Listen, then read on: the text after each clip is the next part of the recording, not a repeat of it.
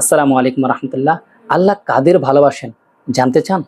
শায়েখ আলী তান্তাবি রহমতুল্লাহ আলাই বললেন যে আমি মনে মনে একটা জিনিস হঠাৎ করে ভাবতে লাগলাম যে আল্লাহ কাদের ভালোবাসেন।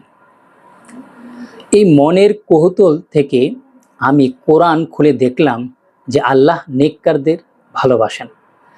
তারপর আমি মনে মনে চিন্তা করলাম যে আল্লাহ নেককারদের ভালোবাসেন, আমি তো তেমন একটা নেক আমল করতে পারছি না, তার মানে এই তালিকা থেকে আমি বাদ পড়লাম।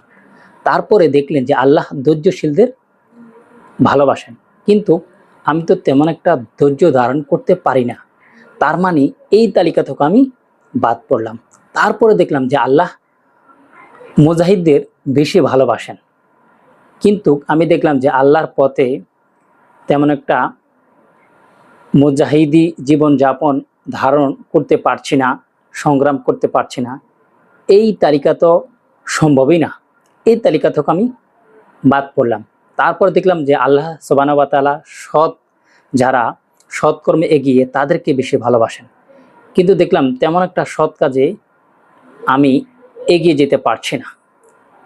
এই চার পদের যে গুণাবলী, এগুলো থেকে আমি প্রায় পিছিয়ে আছি। আমি হঠাৎ করে হতাশ হয়ে গেলাম। তারপরে কোরআন বন্ধ করে চিন্তা করতে লাগলাম যে আমার তো কোনো ভালো নেক আমল নাই, আল্লাহ তো আমাকে ভালোবাসেন না। তো আল্লাহ কাকে ভালোবাসেন চিন্তা করতে করতে যে আল্লাহ তো তওবাকারীকে ভালোবাসেন। তো তারপরে তিনি খুব খুশি হয়ে গেলেন যে আমার তো তেমন একটা আমল নেই, তেমন একটা গুণ নেই, বা আল্লাহর পথে জিহাদ করতে পারছি না, বা মুজাহিদও না, নফসের বিরুদ্ধে তেমন একটা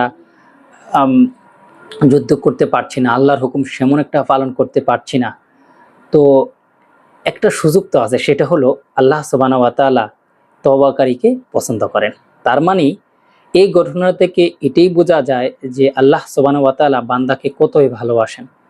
তো বিশেষ করে আমরা যারা আছি, আমরা তেমন একটা নেক আমল করতে পারছি না, আমরা সবাই চেষ্টা করব আল্লাহ সুবহানাহু ওয়া তাআলার কাছে তওবা করব, ইস্তেগফার করব। আল্লাহ অবশ্যই আমাদেরকে ভালোবাসবেন। আল্লাহ হাফেজ।